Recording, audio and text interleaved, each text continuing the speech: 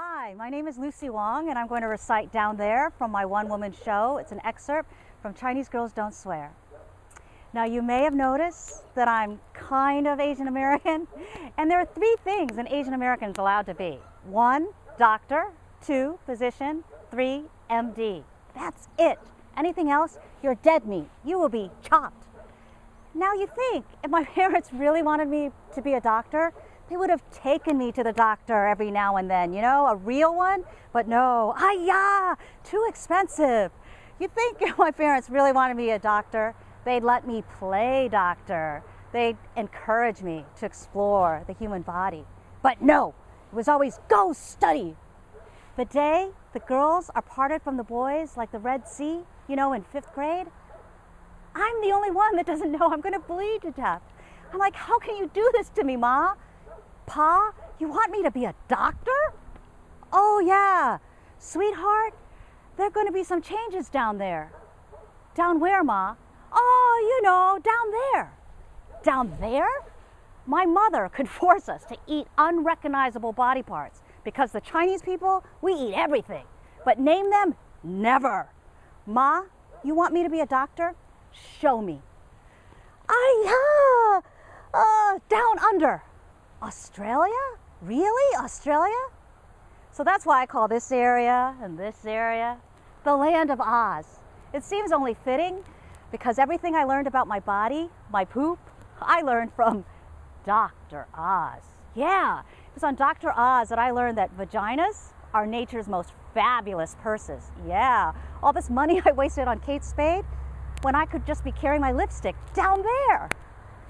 When my friend Eve, her vagina started talking and talking and talking, I was so jealous.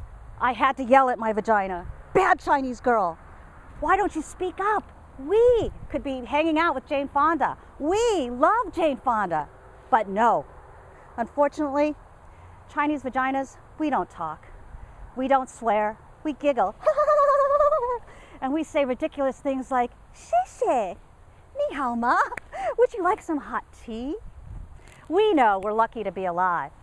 Best case scenario for unwanted Chinese girls, we're dumped at an orphanage. Worst case scenario, of course, buried 6 feet under, drowned at birth. We're lucky to be alive. The word for penis in Mandarin, ji. Chirping chicken. Sounds yummy, doesn't it? You want some. But vagina, yin dao. The door to death and destruction. The path to the sewer. Who wants to have a conversation down there? It isn't easy. I called my Korean American friend, and she's also very shy. I said, what are we going to do about this? What are the words for penis and vagina in Korean? She said, excuse me? So I repeated the question. I grabbed a pen, and she says, I can't tell you over the phone. I'm like, who do you think is listening in? Rush Limbaugh? She goes, let's meet for lunch. I haven't seen you in a while. Anybody who knows me knows I love to eat for a good cause. So we met at a Vietnamese restaurant. I'm dying to know. She made me wait an entire week. But she says to me, I can't tell you too soon. It might ruin my appetite. I'm like, oh my God, what are these words that'll ruin your appetite? She makes me wait for dessert, Korean Anatomy 101. Gochu, that's the Korean word for penis. Spicy red pepper. It's a staple of Korean cuisine. Every Korean supermarket you go to, there are shelves and shelves of spicy red pepper. The word for vagina, goji. I'm like, what delicious thing does that mean? She's like, over there. I'm like, over where? By the fish sauce? She goes, no, it means over there. It's not even on you? She said, see why I can't speak? Why I couldn't tell you over the phone? I'm like, well, how do you talk to your gynecologist over there? What if you have cancer over here? And she says to me, I would rather die. You would rather die? That's insane. So I'm curious. I call my Japanese American friend. I say to her the same thing. I ask her, what are the Japanese words for penis and vagina?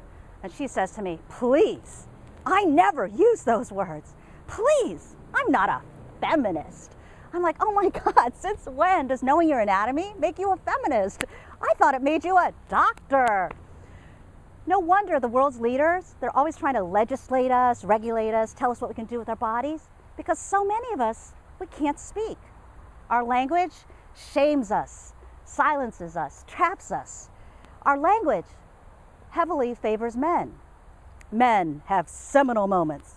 Women, we have yeast infections. Oh, the word for balls in Japanese, kintama, worth his weight in gold. Gold! The Japanese vagina, asoko. There, put that in there. Oh, we have to be more like politicians. We have to learn how to redistrict and rename. That's why I've decided to call all the undesirable areas of my body Margaritaville. Because would you rather suck on my fat, or would you rather go down to Margaritaville? Would you rather eat sea urchin gonads or have some uni? The next time you give birth to a really great idea, I want you to call it a vaginal moment and maybe celebrate with some uni. Men and women everywhere need to start having vaginal moments. No more down there, over there, there, because there is no there. And we didn't move to America to go nowhere. Thank you.